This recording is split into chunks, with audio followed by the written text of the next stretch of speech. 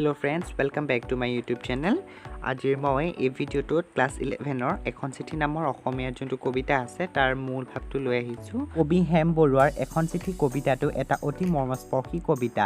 60ৰ দশকত ৰচিত এই এখন চিঠি নামৰ কবিতাটোত সৈনিক স্বামীয়ে পত্নীক এৰি থৈ আহিবলগীয়া হোৱাৰ সময়ৰ স্মৃতি আৰু তাৰ লগতে অন্তৰত জাগ্ৰত স্বদেশ প্ৰেমৰ প্ৰকাশ ঘটাইছে। ইয়াৰোপৰি কবিতাটোত ব্যঞ্জিত হৈছে সাংসাৰিক স্নেহৰ মধুৰ প্ৰকাশ। দেশৰ অখণ্ডতা ৰক্ষাৰ হেতু দেশৰ নিৰাপত্তাৰ স্বাৰ্থত ব্যৱহৃত এজন সৈনিকে সুদূৰ মেঘাচ্ছন্ন পৰ্বতৰ মাজৰ পৰা নিজৰ অংকশায়িনী মমতালৈ অতি নিবিড়ভাৱে মনত পৰা কথাৰে চিঠি এখন লিখিবলৈ আৰম্ভ কৰি উল্লেখ কৰিছে যে তেওঁ পত্নীৰ ওচৰৰ পৰা বিদায় লৈ অহাৰ সময়ত পত্নীৰ মানসিক অৱস্থা অতিশয় বেদনাসিক্ত আছিল। তেওঁ দুচকু চকুলোৰে উপচি পৰিছিল। সেই সময়ত সৈনিক স্বামীজন বেদনাহত অন্তৰেৰে মৌন হৈ ৰোৱাৰ বাহিৰে অন্য উপায় নাছিল। সেই বেদনাই পৰ্বতীয়া বনপুৰা জুইৰ দৰে তেওঁৰো অন্তৰ পুৰিব লাগিছিল। হাজাৰ হাজাৰ ফুট ওখ পৰ্বতৰ মাজত থাকি সৈনিকজনৰ সকলো কল্পনাই ছাই হৈ গৈছে। পিঞ্জৰাত বন্দী পক্ষীৰ দৰে এটি শ্বাসৰুদ্ধ অৱস্থাৰ সৃষ্টি হৈছে সৈনিকজনৰ লগত। সেই হাজাৰ হাজাৰ ফুট ওখ পৰ্বতমালাবোৰ তেওঁলোকৰ মৰমৰ মৰিশালী সদৃশ।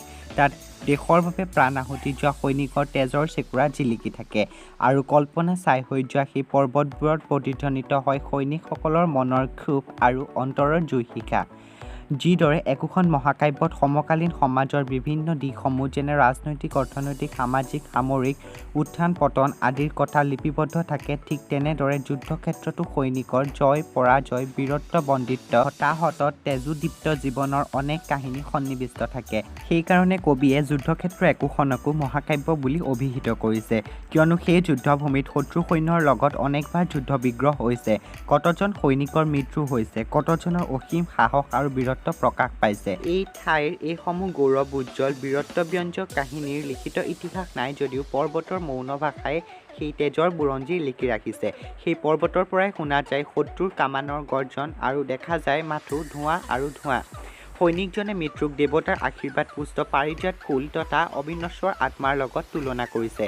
তেওঁ নিজৰ পত্নীক এটা কথাই চিঠিৰ মাজেৰে অনুৰোধ কৰিছে যে তেওঁলোকৰ ল'ৰা দুটাই পিতৃৰ মৃত্যুৰ পাছত যেন কেতিয়াও পিতৃৰ অভাৱ অনুভৱ নকৰে।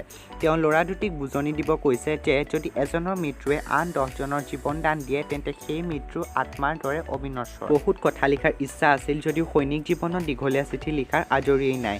এই কথা জনাই চিঠিখন শেষ কৰিব খুজিছিল, কিন্তু হঠাতে শত্ৰু সৈন্যক বাধা দিবলৈ চেলা গিৰিপথলৈ যোৱাৰ জৰুৰী নিৰ্দেশনা অহাত চিঠিখন সেইদিনা ডাকত দিব পৰা নহ'ল বুলি লিখি সৈনিকজনে চিঠিখনৰ জৱনিকা পেলাইছে।